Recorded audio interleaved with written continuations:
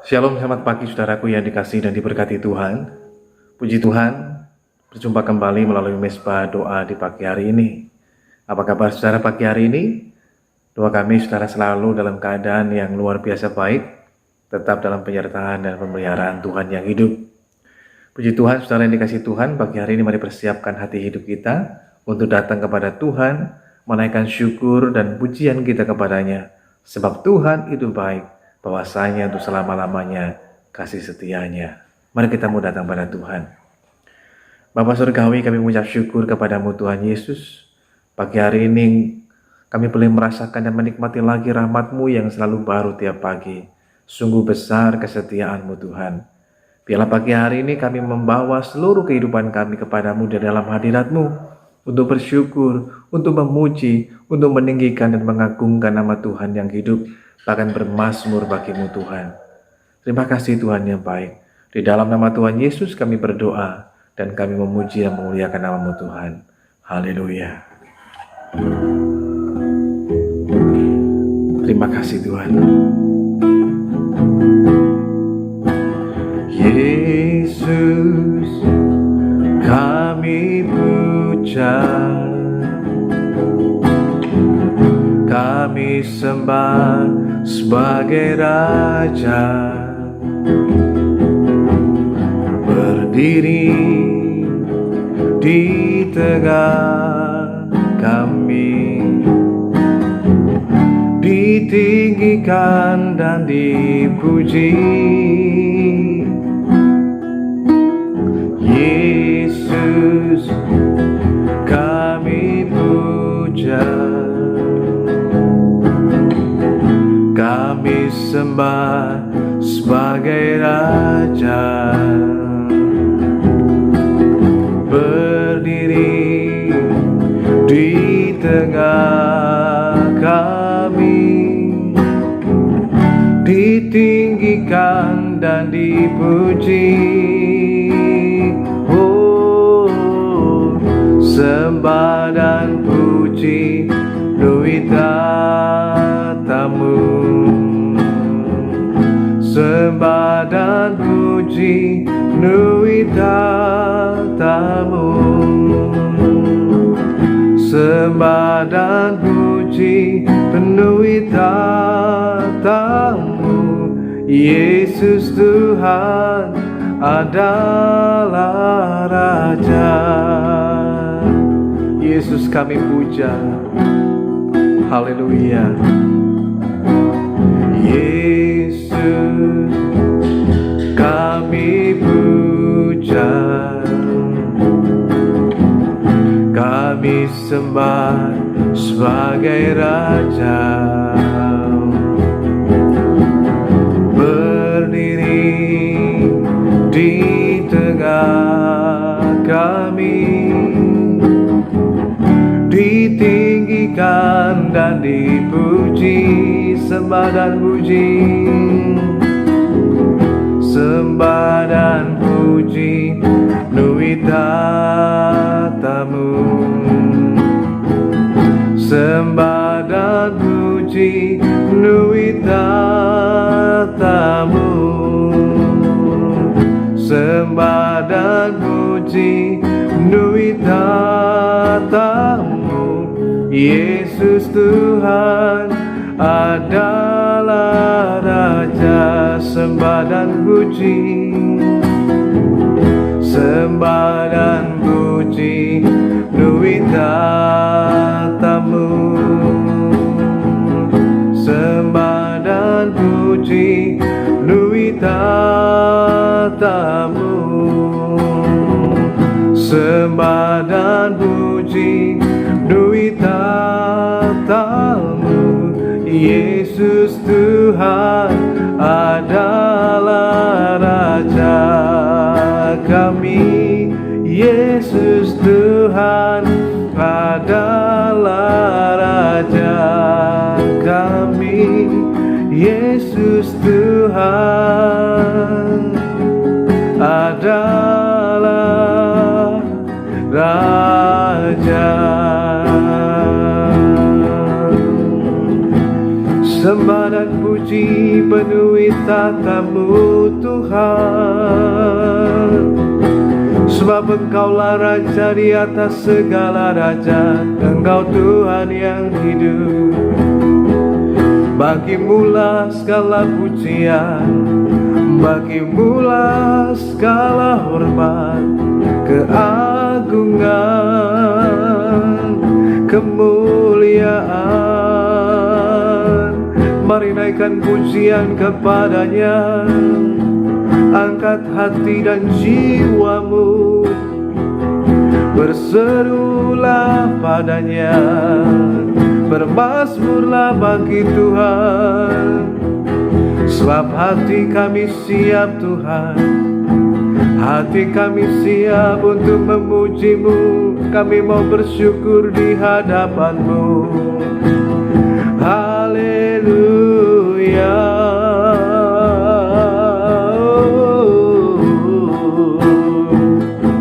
Ku bersyukur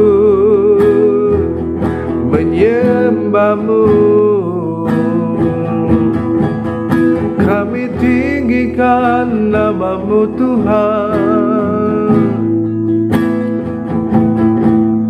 kami agungkan namamu ya Allah yang hidup.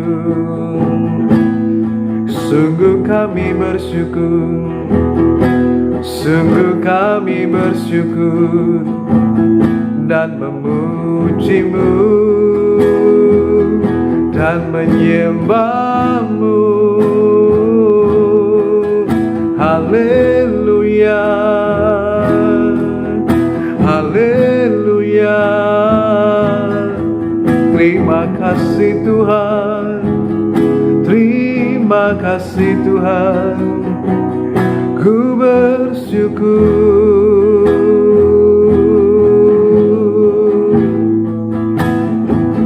ku menyembahmu Tuhan. Haleluya, haleluya. Sebab betapa baiknya Engkau Tuhan, sungguh besar anugerah-Mu. Engkau Tuhan yang setia, Engkau Tuhan yang mulia. Tiada yang seperti-Mu Tuhan. Haleluya.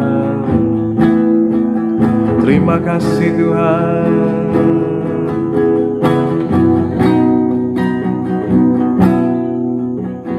Besar dan ajaiblah karya-Mu, adil dan benarlah jalan-Mu. Raja segala bangsa, oh ya, Maha Kuasa, mulia namamu.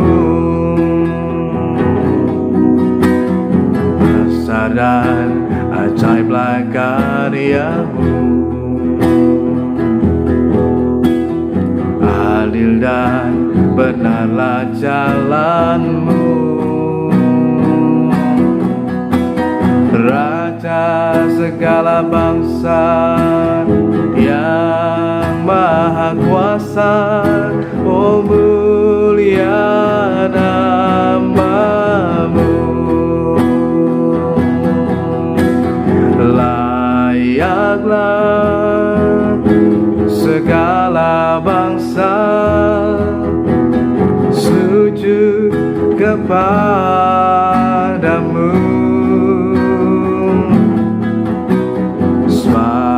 Kau Allah yang kudus, Engkau layak disembah. Besar dan ajaiblah karya-Mu Tuhan. Besar dan ajaiblah karya-Mu. dan benarlah jalanmu, Raja segala bangsa, oh Raja segala bangsa, yang Maha Kuasa, mulia namamu, layaklah, layaklah segala bangsa sujud kepadamu,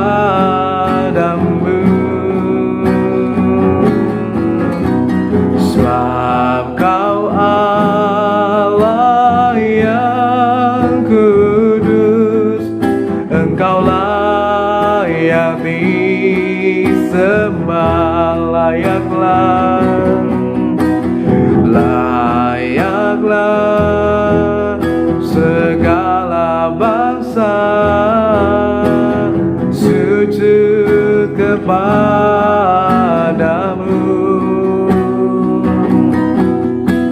sebab Kau Allah yang kudus, Engkau layak disembah, layaklah,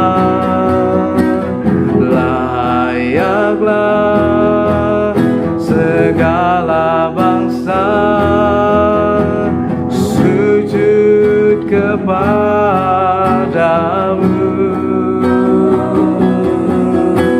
sebab Kau Allah yang kudus, Engkau layak disembah. Sekali lagi katakan, layaklah, layaklah segala bangsa sujud kepadamu,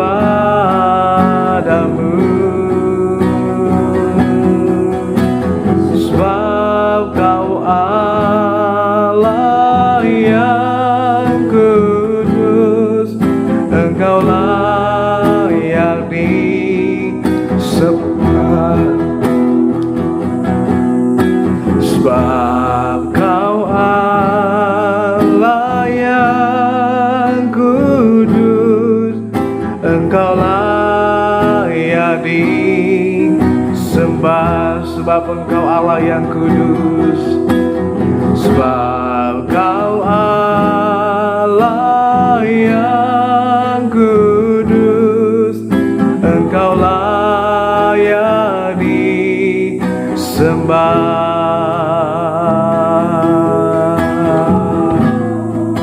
Engkau layak disembah, hanya Engkau Tuhan, tiada yang seperti-Mu, sungguh besar kasih-Mu, hanya Kau saja yang layak diagungkan. Biar segala bangsa datang menyembah-Mu, bersujud di hadapan-Mu, mengagungkan nama-Mu, Tuhan Yesus. Biar dengan segenap hati kami mengagungkan nama-Mu, memuliakan Engkau Tuhan, memuliakan Engkau. Haleluya,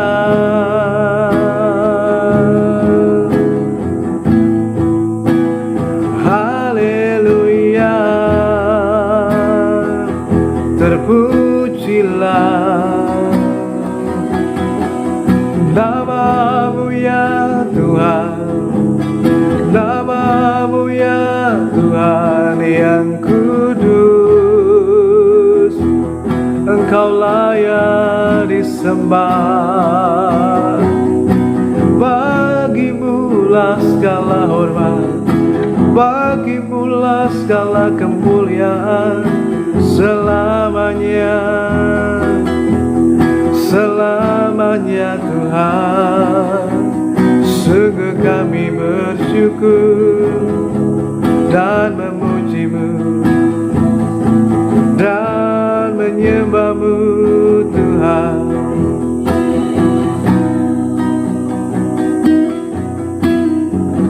Ku bersyukur di hadapan-Mu, Engkau baik Tuhan. Terima kasih Yesus.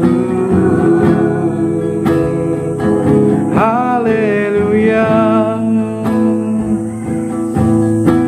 Ku bersyukur.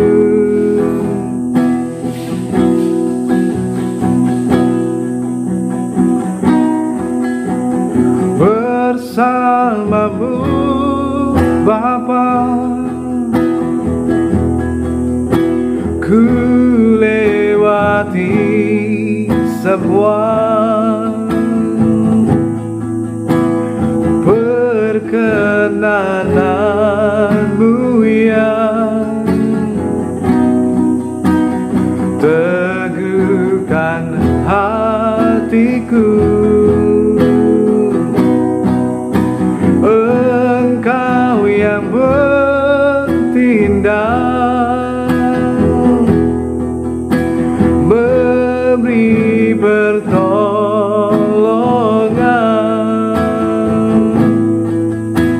Anugerah-Mu besar melimpah bagiku. Bersama-Mu, bersama-Mu Bapa, ku lewati semua perkenanan-Mu yang teguhkan hatiku. Engkau yang bertindak, memberi pertolongan.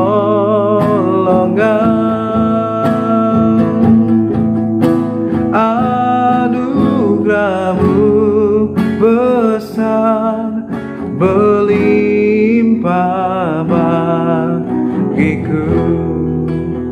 Anugerah-Mu besar Tuhan, melimpah di dalam kehidupan kami.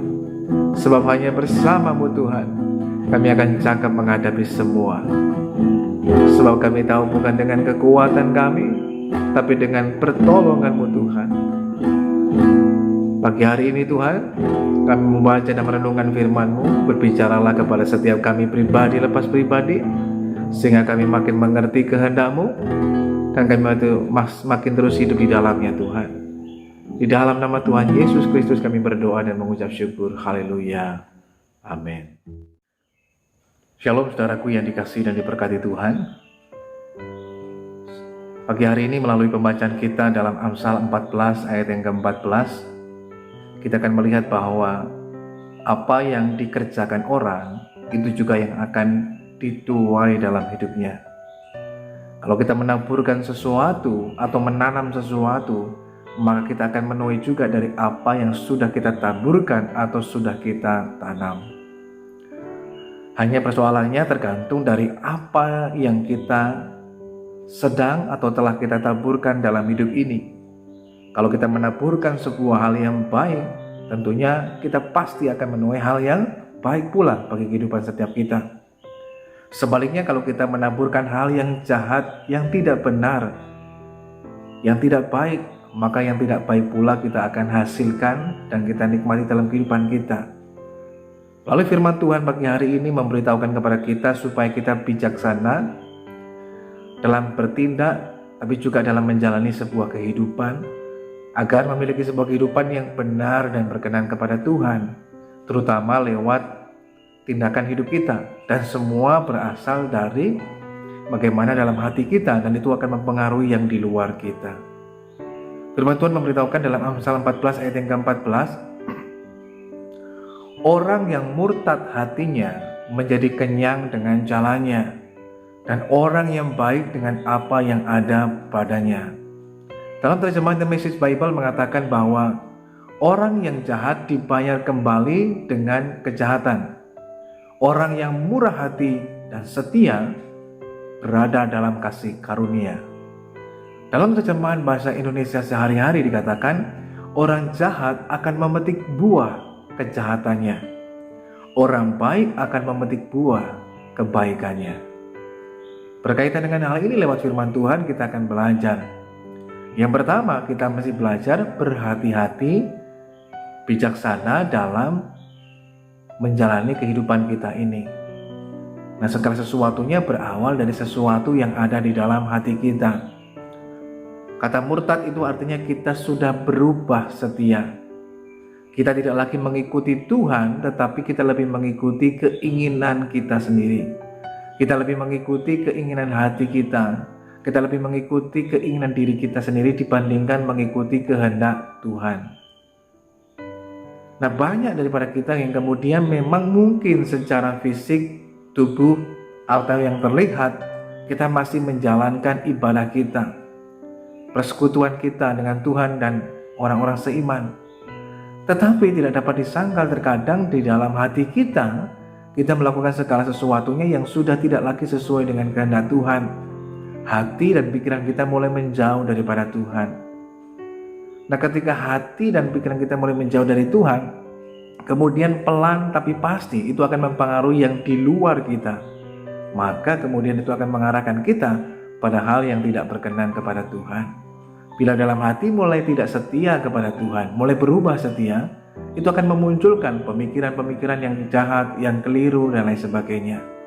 Hal ini pernah teralami dalam kehidupan Gehazi. Gehazi adalah abdi atau pelayan dari Elisa. Namun sayangnya ketika pada waktu itu Elisa dipakai oleh Tuhan untuk kemudian ketika Naaman datang kepadanya, dan setelah Naaman mengalami kesembuhan dari kustanya oleh pertolongan Tuhan, ketika dia belajar juga untuk mentaati apa yang Tuhan kehendaki, Nabi Elisa tidak berbuat apa-apa, tapi hanya mengatakan apa yang harus disampaikan oleh Tuhan kepadanya, agar dia kemudian membenamkan diri di sungai Yordan, dan dia akan mengalami kesembuhan. Dan setelah mengalami kesembuhan, maka kemudian Naaman datang kembali lagi kepada Nabi Elisa, dan kemudian memberikan segala sesuatu sebagai ungkapan terima kasih, ungkapan syukurnya atas kesembuhan yang terjadi. Tapi Nabi Elisa berkata enggak, tidak mau menerima sama sekali. Sekalipun itu mungkin hal yang menggiurkan, hal yang menarik, diberikan segala sesuatunya, ada perak, ada kain yang mahal dan lain sebagainya, sesuatu hal yang sangat berharga. Tetapi Nabi Elisa menolak semuanya itu dan dia tidak mau mengambilnya. Kemudian Naaman pulang kembali ke tempatnya, ke daerahnya. Dalam perjalanan kemudian ketika Gehazi melihat peristiwa itu, maka timbullah di dalam hatinya sebuah pemikiran-pemikiran yang keliru. Gehazi tidak mengikuti kehendak Tuhan, tetapi mengikuti kehendaknya sendiri. Kemudian ketika hatinya mulai berubah setia dari Tuhan, maka yang terjadi adalah muncul pemikiran-pemikiran, ya mungkin sayang sekali ini kalau uang sebanyak ini, harta sebanyak ini, hal yang berharga seperti ini dibiarkan begitu saja. Karena kemudian muncul pemikiran-pemikiran untuk kemudian merasionalkan segala sesuatunya. Kalau Nabi Elisa nggak mau terima, mungkin karena dia malu, segan, lebih baik aku yang menerimanya saja. Ini sesuatu yang berharga. Kalau diambil itu peraknya bisa untuk membeli sebidang tanah dan lain sebagainya. Sesuatu yang sangat menarik. Nggak salah dong kalau saya ngambil, nggak keliru dong dan lain sebagainya. Ini sesuatu pemikiran-pemikiran yang muncul ketika hati sudah mulai berubah, tidak mengikuti kehendak Tuhan, tapi lebih mengikuti kehendaknya sendiri. Muncullah pemikiran-pemikiran yang keliru di dalam hidupnya. Dan setelah muncul pemikiran itu, kemudian dia menindaklanjutinya dengan mengejar Naaman. Dikejar Naaman dan kemudian dia mendapatkan itu semuanya. Diberikannya perak dan lain sebagainya. Tapi Gehazi tidak tahu bahwa apa yang telah diperbuatnya, dia akan memakan buahnya.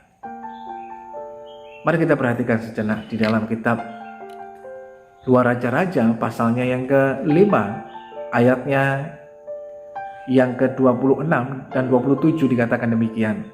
Tetapi kata Elisa kepadanya, bukankah hatiku ikut pergi ketika orang itu turun dari atas keretanya mendapatkan engkau? Maka sekarang engkau telah menerima perak, dan dengan itu engkau memperoleh kebun-kebun, kebun zaitun, kebun anggur, kambing domba, lembu sapi, budak laki-laki, budak perempuan. Tetapi penyakit kusta Naaman akan melekat kepadamu dan kepada anak cucumu untuk selama-lamanya. Maka keluarlah Gehazi dari depannya dengan kena kusta putih seperti salju. Saudara bisa bayangkan yang terjadi? Gehazi memakan buahnya dari tindakan yang telah dilakukannya. Naaman sembuh dari kustanya. Sekarang kustanya beralih pada Gehazi. Dan bukan hanya pada Gehazi. Gehazi karena kebodohannya, dia berubah setia sehingga muncul pemikiran yang keliru dan dibuai dengan suatu tindakan yang tidak benar di hadapan Tuhan.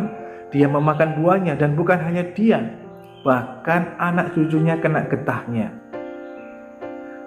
Ketika Nabi Elisa mengatakan bahkan kepada anak cucumu untuk selama-lamanya. Wah, mengerikan sekali dampak yang diterima. Bukan hanya pada Gehazi, nggak masalah lah, memang itu kesalahan Gehazi, dia wajib menerima konsekuensinya. Hanya persoalannya kemudian itu kena getahnya pada mewariskan sesuatu hal yang tidak baik buat generasi selanjutnya dalam hidupnya, yaitu penyakit kusta putih seperti salju. Saudara yang dikasihi Tuhan, itu sebabnya dalam kehidupan kita perlu bijaksana, berhati-hati.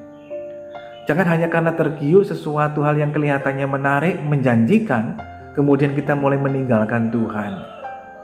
Ada orang yang berubah setia hanya karena tawaran jabatan, kedudukan, kekayaan, kepopuleran, dan lain sebagainya.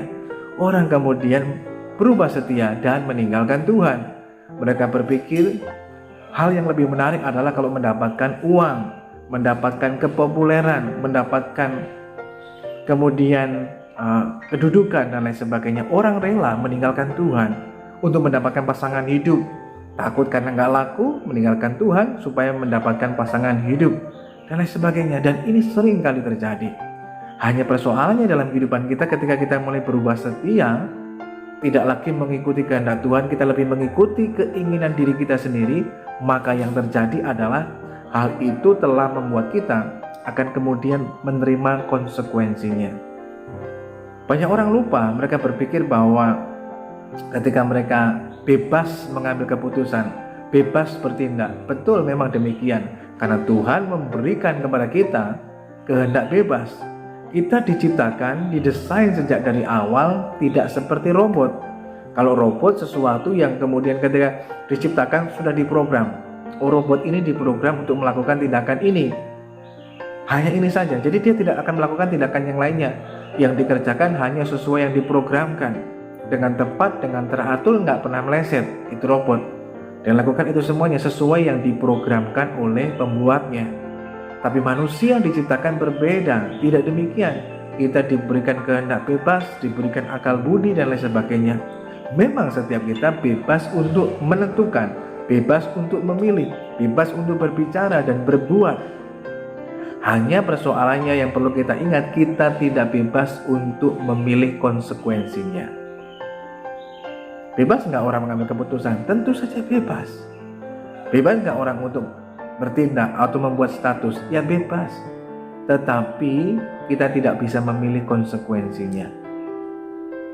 Ketika melakukan sesuatu yang jahat, dia akan memakan buahnya.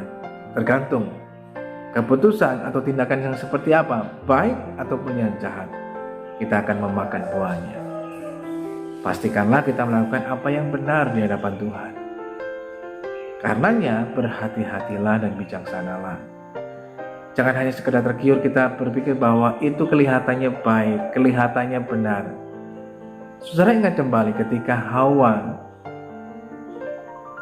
berbicara dengan iblis di Taman Eden. Iblis menawarkan segala sesuatu yang kelihatannya, terdengar seperti sesuatu yang menarik, sesuatu yang baik. Sesuatu yang baik belum tentu benar. Sesuatu yang menarik belum tentu hal itu adalah hal yang berkenan kepada Tuhan. Jadi dasar ukurannya bukan hanya sesuatu hal yang menarik, sesuatu yang kelihatannya baik, sesuatu yang kelihatannya terdengar mungkin benar, tapi pastikanlah bahwa hal itu memang betul-betul benar di hadapan Tuhan. Sehingga tidak mendatangkan sebuah penyesalan. Penyesalan datangnya di belakang. Kalau di depan namanya resepsionis. Orang akan menyesal setelah apa yang dilakukannya, kemudian akan memakan buahnya atas apa yang dikerjakannya. Seringkali orang berpikir nggak tahu kok, toh ternyata orang lain nggak tahu, dan lain sebagainya. Orang bisa membungkusnya dengan hal yang demikian, tetapi pada akhirnya semua akan terungkap.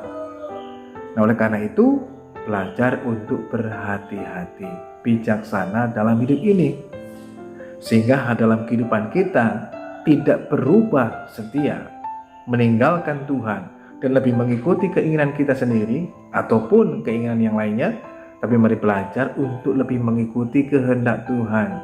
Terus cari tahu dan kenali kehendak Tuhan dalam kehidupan kita, dan kita belajar untuk mengikutinya, menghidupinya. Sekalipun mungkin hal itu membuat kita terkadang mengalami ada kesulitan, ada kekurangan dan lain sebagainya, tapi jangan berubah setia. Ada banyak orang hanya karena takut miskin, dia tinggalkan Tuhan. Takut susah, tinggalkan Tuhan. Tapi bukankah hal demikian yang seharusnya kita lakukan? Lebih baik kita menderita seketika waktu lamanya, sementara di dunia ini, daripada kita kemudian menderita pada kekekalan. Musa contohnya, dia mengambil sikap tindakan yang tepat, keputusan yang besar dalam hidupnya. Dia memilih dan menolak untuk disebut sebagai anak putri Firaun. Dia lebih memilih untuk menderita bersama dengan umat Tuhan untuk sementara waktu. Pandangannya diarahkan kepada upah, pada kemuliaan di dalam Tuhan. Nah, hal ini yang seringkali juga perlu dilakukan. Ini ada kita masuk pada bagian yang kedua, betapa pentingnya kita memiliki sebuah kedewasaan iman. Bertumbuh dalam kedewasaan iman, dewasa dalam pengertian. Nah, dengan cara demikian itu akan menolong kita dapat melakukan ini yang benar, ini yang tidak. Dan begitu membuat kita tetap setia kepada Tuhan, orang yang dewasa. Bagi orang yang dewasa tidak hanya karena hal tertentu saja, nanti baru setia. Bagi orang dewasa, seperti halnya yang dilakukan oleh juga Sadrak, Mesak, dan Abednego, demikian juga dengan Daniel. Kalaupun Tuhan mau menolong, dia pasti akan nolong. Tapi kalaupun Tuhan tidak melepaskan aku akan tetap setia kepada Tuhan. Nah, hal yang demikian jarang. Kenapa? Ini hanya dilakukan oleh orang-orang yang dewasa, mengerti kehendak Tuhan. Bagi mereka nggak masalah sedikit kita harus menderita, tapi sebuah hal yang benar. Daripada kita kompromi dan melakukan sebuah kesalahan, meninggalkan Tuhan. Tapi mari belajar untuk melakukan apa yang benar di hadapan Tuhan. Dibutuhkan sebuah kedewasaan. Nah, dalam hidup kita bukan hanya sekedar umur kita secara jasmani yang terus menjadi dewasa dan menjadi tua, tapi juga perlu dalam kerohanian kita, pemikiran kita, untuk meningkat terus menjadi semakin dewasa di dalam Tuhan. Kedewasaan akan membuat kita dapat mengambil sebuah keputusan yang tepat dalam hidup ini. Hanya orang-orang dewasa yang dapat mengambil keputusan yang bijak. Karena dengan pemikiran yang lebih luas, panjang, lebih dalam, dengan cara demikian keputusannya adalah sesuatu yang tidak gegabah, tidak sembrono, tapi sesuatu yang dengan pemikiran yang matang, istimewa, kehendak Tuhan menjadi dasar utamanya. Kita masuk pada bagian yang ketiga. Saudara yang dikasihi Tuhan, kalau kita melihat pertama bahwa orang yang jahat akan memakan buah dari kejahatannya. Sebaliknya, orang yang baik, orang yang benar akan memetik buah dari kebaikannya. Kalau contoh pertama kita melihat dari Gehazi, contoh berikutnya kita melihat dari Elisa sendiri. Gehazi dan Elisa sama-sama pelayan. Elisa adalah pelayan dari Elia. Dia dipanggil untuk menjadi pelayan dari Elia. Ketika dipanggil, dia berpamitan dengan keluarganya dan dia kemudian mengikuti Elia menjadi pelayannya. Dan dia tetap setia bahkan sampai ketika Nabi Elia mau terangkat naik ke surga. Nabi Elisa pun tetap terus setia mengikutinya. Bahkan ketika sampai di sungai Yordan pun dia tetap mengikutinya. Kemudian Nabi Elia berkata kepada Elisa, "Apa yang kamu inginkan?" Maka Nabi Elisa mengatakan kepada Nabi Elia, dia ingin mendapatkan 2 bagian dari roh Elia. Maka pada waktu itu Nabi Elia mengatakan, "Yang kamu minta itu sulit. Tapi begini saja. Kalau kamu melihat bagaimana aku terangkat ke surga, itu artinya yang kamu minta pasti akan kamu terima." Maka Nabi Elisa dengan setia mengikutinya. Dan yang terjadi ketika tiba-tiba setelah menyeberang sungai Yordan, maka Nabi Elia terangkat naik ke surga dengan kereta berapi. Nabi Elisa melihatnya dan kemudian dia menerima jubah dari Elia. Dan ketika dia menerima itu, kemudian setelah Nabi Elia pergi, maka dia kemudian melemparkan itu di sungai Yordan, dan sungai Yordan terbelah menjadi 2. Dia mendapatkan 2 bagian daripada roh Elia. Sesuatu yang mustahil, tapi oleh karena perkenanan Tuhan, kasih karunia Tuhan, dia memperoleh semuanya itu. Nah, ini yang menunjukkan bahwa orang yang baik, orang yang setia, dia akan mendapatkan, memetik buah dari kesetiaannya, dari kebaikannya. Kalau kita setia, kita tekun, kita akan menuai, kita akan memetik buahnya. Kita akan mendapatkan hasil yang baik, usaha yang maju dan berkembang, kehidupan yang baik. Kalau kita menjadi orang yang setia. Persoalannya, banyak daripada kita tidak setia. Baru mulai sebentar kita sudah malas. Kalau mungkin rame, kita suka. Tapi ketika mulai sepi, mulai kurang, kita mulai semangatnya kendor. Lalu kita belajar memiliki sebuah hal yang baik seperti dilakukan oleh Elisa, setia, loyal, dan lakukan apa yang baik, maka dia memakan hasil yang baik. Dia menjadi seorang abdi, seorang pelayan yang setia.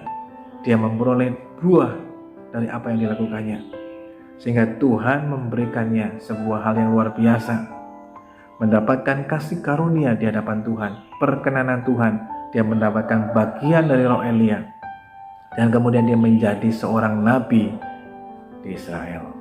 Sesuatu hal yang berbeda. Gehazi akhir hidupnya sangat mengerikan. Dia mengalami kena kusta, bahkan sampai pada keturunan-keturunannya. Elisa hal yang berbeda. Dia mendapatkan bagian roh Elia, dan dia terus boleh melayani Tuhan dengan luar biasa. Pilihan mana yang kita mau ambil dalam hidup kita? Yang baik atau yang jahat? Kalau kita mau melakukan yang jahat, maka kita akan memakan atau memetik kejahatan dari dalam kehidupan kita. Apa yang kita tabur itu akan kita tuai. Menaburkan kejahatan, kita akan menuai kejahatan dalam diri kita. Kita perlu menyadari hal ini. Kita bebas melakukan segala sesuatunya, tapi tidak bebas memilih konsekuensinya. Nah, saudara yang dikasihi Tuhan, kita belajar hal ini sehingga dalam kehidupan kita menjadi orang yang bijaksana. Mari kita datang pada Tuhan. Tuhan, kami mengucap syukur pagi hari ini buat kasih dan anugerah-Mu begitu besar dalam kehidupan kami. Lewat firman Tuhan mengajarkan kepada kami untuk kami menjadi orang yang berhati-hati, bijaksana, sehingga tidak gegabah dan sembrono dalam mengambil keputusan dalam hidup ini dan bertindak, tapi menjadi orang yang tetap setia dan benar di hadapan Tuhan, sehingga hati kami tetap melekat kepadamu Tuhan, sehingga kami dalam hidup ini belajar untuk mengerti kehendak-Mu dan melakukannya, sehingga hal yang benar yang kami lakukan, hal yang benar yang kami kerjakan, yang sesuai dengan kehendak Tuhan, sehingga kami boleh melihat kebaikan yang terjadi dalam kehidupan kami, kasih karunia-Mu, perkenanan-Mu atas kehidupan kami semuanya.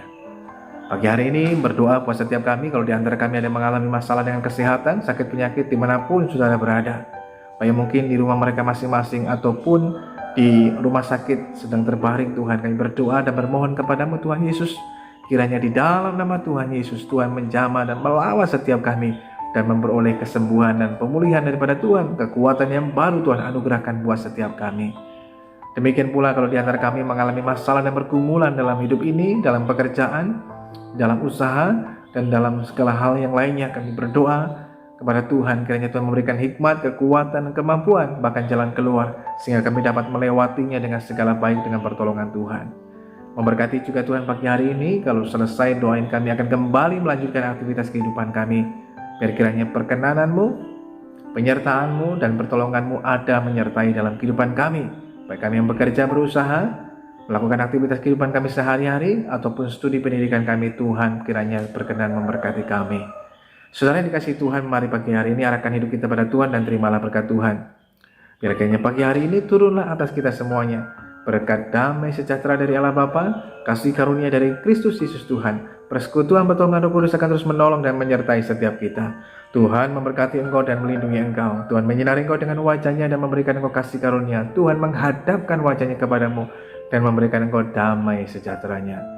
Terimalah berkat Tuhan pagi hari ini hanya dalam nama Tuhan Yesus Kristus, Tuhan dan Juru Selamat kita yang hidup. Mulai pagi hari ini bahkan sampai Maranatha Tuhan datang pada kali yang kedua menjemput kita ke gerejanya. Haleluya. Amin. Selamat pagi, selamat beraktivitas. Tetap bersemangat. Tuhan Yesus mengasihi kita semuanya.